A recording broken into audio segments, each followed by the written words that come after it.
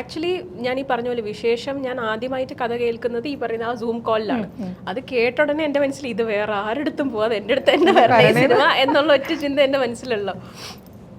അപ്പോൾ എൻ്റെ ലൈക്ക് നമ്മൾ ഒബ്വിയസ്ലി നമ്മളെല്ലാവർക്കും ഓരോ സ്റ്റെപ്പായിട്ട് മുന്നോട്ട് പോകണം, അത് എന്താണെങ്കിലും. അപ്പം സിനിമയും അതുപോലെ തന്നെയാണ്. അപ്പോൾ അങ്ങനെ എനിക്ക് എൻ്റെ ഭാഗ്യത്തിന് എനിക്ക് കുറേ നല്ല സിനിമകൾ കിട്ടിയിട്ടുണ്ട്. അപ്പോൾ അതിൻ്റെ നെക്സ്റ്റ് സ്റ്റെപ്പാണ് വിശേഷം, അടുത്തൊരു മൈൽ സ്റ്റോൺ ആണ് വിശേഷം എന്ന് ഞാൻ വിശ്വസിക്കുന്നുണ്ട്.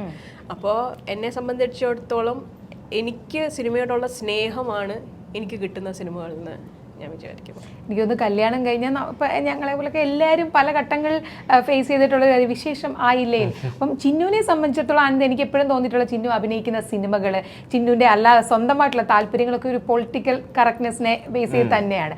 അപ്പം അതും ഇതുമായിട്ട് എങ്ങനെ നമുക്ക് കണക്ട് ചെയ്യാൻ ചിന്നു?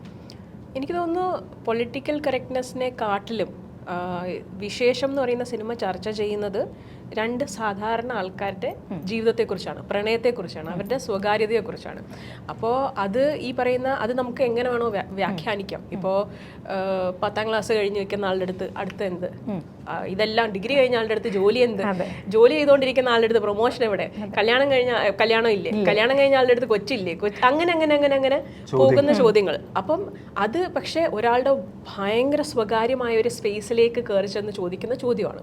അപ്പം അങ്ങനത്തെ കുറച്ച് ചോദ്യങ്ങളും, എന്നാൽ ആ ചോദ്യങ്ങളെ എങ്ങനെ ഈ ക്യാരക്ടേഴ്സിനെ ബാധിക്കുന്നു എന്ന് അവരുടെ പെർസ്പെക്റ്റീവിലൂടെ മാത്രം പറയുന്നൊരു സിനിമയാണ്. അതുകൊണ്ട് തന്നെ ഇത് ഒരുപാട് പേർക്ക് ഇത് എൻ്റെ സിനിമയാണ് എന്ന് വിശ്വസിക്കാൻ, അല്ലെങ്കിൽ എനിക്കറിയാവുന്ന ആൾക്കാരുടെ സിനിമയാണെന്ന് കാണുമ്പം 100% തോന്നുന്ന ഒരു സിനിമയാണ്. അതുകൊണ്ട് തന്നെയാണ്, മാത്രമല്ല അത് ട്രീറ്റ് ചെയ്തിരിക്കുന്നതും എല്ലാവരെയും ഈ പറയുന്ന സന്തോഷിപ്പിക്കുന്ന, അത്യാവശ്യം ചിന്തിപ്പിക്കുന്ന, ഹാസ്യത്തിൻ്റെയൊക്കെ സപ്പോർട്ടോടുകൂടി തന്നെ പറയുന്ന ഒരു സിനിമയാണ്. അപ്പം അതുകൊണ്ട് കണ്ടു കഴിഞ്ഞ് ഇറങ്ങുമ്പോൾ ഉള്ളിലൊരു സന്തോഷം ഒക്കെ ഉണ്ടാവുന്ന ഒരു സിനിമ തന്നെ ആയിരിക്കും.